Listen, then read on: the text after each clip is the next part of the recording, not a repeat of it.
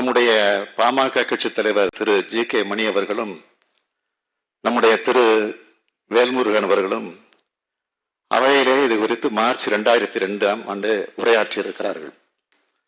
தற்போது இந்த சம்பவம் குறித்து என்னுடைய கவனத்திற்கு வந்த உடனே நான் தீவிர நடவடிக்கை எடுக்க உத்தரவிட்டுள்ளேன்.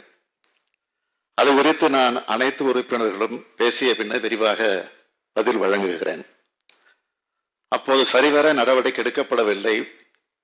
தற்போது உரிய நடவடிக்கை எடுக்கப்பட்டுள்ள காரணத்தால் இப்போது பேசுகிற உறுப்பினர்கள் அந்த நிகழ்வு குறித்து பேசுவார்களோ என பயந்துதான் இவர்கள் இன்றைக்கு திட்டமிட்டு ஒரு நாடகத்தை அரங்கேற்றிவிட்டு வீதிகளுக்கு சென்று விதிகளுக்கு புறம்பாக நடந்து கொண்டு மரபுகளுக்கு மாறாக குழப்பம் விளைவிக்க முயன்று வெளியேற்றப்பட்டிருக்கிறார்கள்.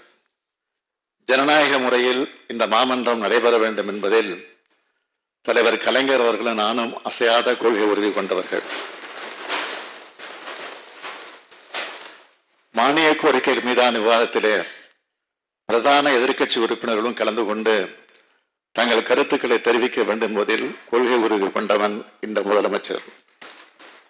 தாங்களும் பல கோரிக்கைகள் வைத்து மாண்புமிகு பேரவை முன்னவர் அவர்களும் பேசுவதற்கு வாய்ப்பு தரலாம் என பரிந்துரை செய்தும் முதலமைச்சராக அமைச்சர்களாக இருந்தவர்கள் இங்கே நடந்து கொண்ட முறை தவிர்த்திருக்கப்பட வேண்டியதுதான்.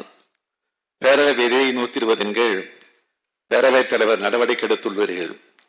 அதில் நான் கருத்து சொல்ல விரும்பவில்லை.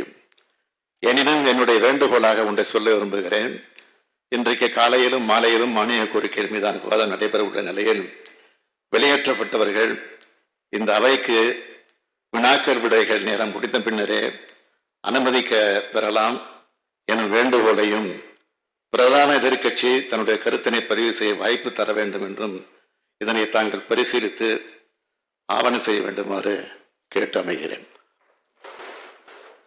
மாண்புமிகு முதலமைச்சர் அவர்கள் பெருந்தன்மையோடு ஜனநாயகத்தை பாதுகாக்க வேண்டும் என்பதற்காக எதிர்க்கட்சி உறுப்பினர்கள் இந்த கள்ளக்குறிச்சி விவகாரத்திலே பங்கெடுக்க வேண்டும் என்ற எண்ணத்தோடு மாண்புமிகு முதலமைச்சர் அவர்கள் வெளியேற்றப்பட்டவர்களது அந்த தண்டனையை ரத்து செய்து மீண்டும் அவைக்கு வரவழைத்து இந்த விதி எண் 55 கீழ் கொடுக்கப்பட்டிருக்கின்ற கவன ஈர்ப்பு தீர்மானத்திற்கு சிறப்பு கவன ஈர்ப்பு தீர்மானத்திலே கலந்து கொண்டு பேசுகின்ற வாய்ப்பையும் கொடுக்க வேண்டும்.